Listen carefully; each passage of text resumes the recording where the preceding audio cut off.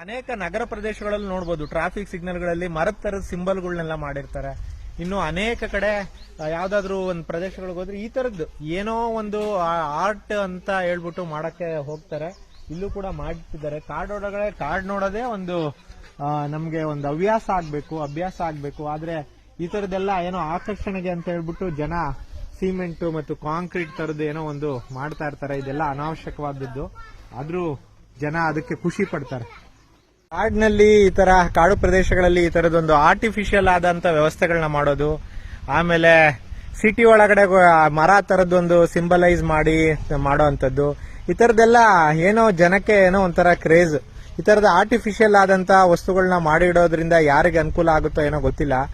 ಆದ್ರೂ ತುಂಬಾ ಕಡೆ ಈ ತರದ್ ಮಾಡ್ತಾ ಇದಾರೆ. ಈ ತರದ್ದು ಅನಾವಶ್ಯಕವಾದದ್ದು ಮತ್ತು ಪರಿಸರಕ್ಕೆ ಪೂರಕವಲ್ಲದ್ದು. ಸುಮ್ನೆ ಕಾಂಕ್ರೀಟ್ ಜಗತ್ತೊಳಗಡೆ ಈ ತರದ ಅವಶ್ಯಕತೆ ಇದೆಯಾ?